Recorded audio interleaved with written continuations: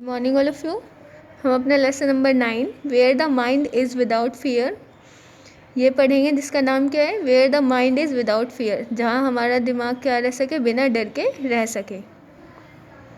कहाँ हमारा दिमाग बिना डर के रह सकता है, ये इस चैप्टर का नाम है। और ये पोएम किसके द्वारा लिखी गई है? रविंद्रनाथ टैगोर जी के द्वारा, जिनका जन्म 1864 में हुआ था और जिनकी डेथ 1941 में हो गई थी। Tagore received the Nobel prize for literature in 1930। जो रविंद्रनाथ टैगोर हैं, इन्हें नोबेल प्राइज़ मिला था लिटरेचर में, इंग्लिश के फील्ड में 1913 में। आगे देखिए, his elegant prose and magical poetry freed Bengali literature from classical Sanskrit model.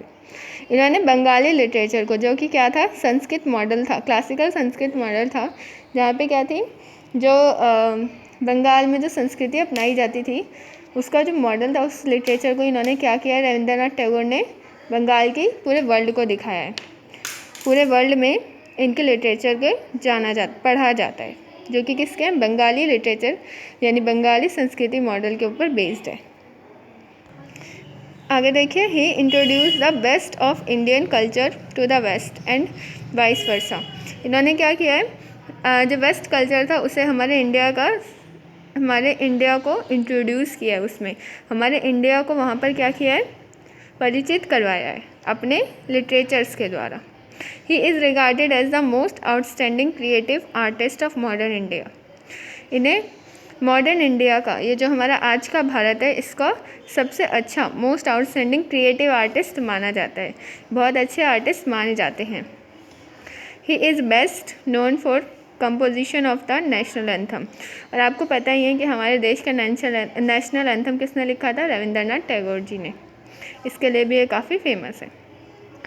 तो चलिए हम इस पोएम को पढ़ेंगे। उससे पहले ऊपर देखिए कुछ लिखा हुआ है, उसे पढ़ते हैं। Read this poem which will arouse patriotic fervour in your. जब आप इस पोएम को पढ़ेंगे तो क्या होगा, आपके मन में पैट्रियोटिक यानी देश के लिए प्रेम, देश की भावना आप में जागृत होगी। चलिए पढ़ते हैं इस पोएम को। Where the mind is without fear, the head is held high, where knowledge is free, where the world has not been broken up into fragments by narrow domestic walls. उसके बाद क्या बोला है कि जहाँ क्या हो, जहाँ हमारा दिमाग बिना किसी डर के रह सके, and the head is held high, और जो हमारा सिर है वो गर्व से ऊंचा हो सके, मतलब ऊंचा रह सके। वेयर नॉलेज इज़ फ्री, जहाँ क्या है, ज्ञान क्या है, बिल्कुल मुफ्त है, सबके लिए अवेलेबल है, यानी सब लोग उसे प्राप्त कर सकते हैं, चाहे वो किसी भी जाति के हों, किसी भी धर्म के हों। Where the world has not been taken, जहाँ पे क्या है, जो वर्ल्ड है, जो हमारा संसार है, इसको टुकड़ों में नहीं बांटा गया है किसी भी नैरो डोमेस्टिक वॉल से। नैरो डोमेस्टिक वॉल्स, नैरो का मतलब होता है संकीर्ण, जो छोटी पतली पतली गलियाँ होती हैं ना, वैसी नैरो डोमेस्टिक वॉल्स से नहीं बांटा गया है हमारे इस संसार को, जो हमारा ये इंडिया है उसे। यहाँ पे चलिए मैं आपको इस पैराग्राफ का मतलब समझाती हूँ।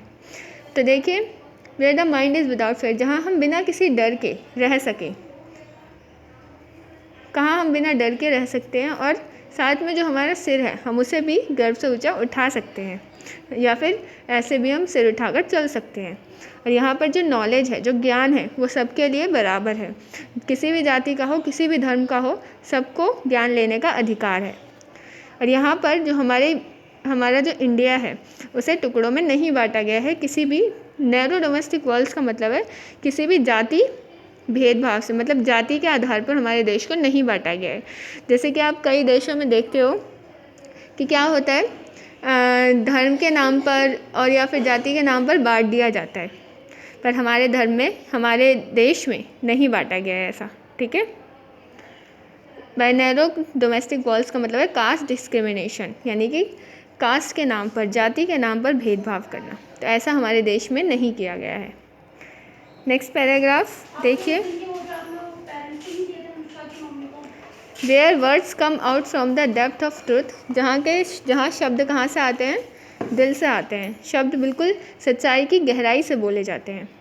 Where tireless striving stretches its arms towards perfection, जहाँ पे जो टायरलेस स्ट्राइविंग का मतलब है कि जिनके पास टायर नहीं है, बिना थके, जो क्या करें, टायरलेस स्ट्राइविंग, यानी कि बिना थके जो कोशिश करते रहते हैं, प्रयत्न करते रहते हैं किस चीज़ का, परफेक्शन का, कि जो उनका काम है वो बिल्कुल परफेक्ट हो जाए, सही से हो जाए। इसलिए तो अभी हम इतना ही करेंगे, आगे हम नेक्स्ट क्लास में करेंगे।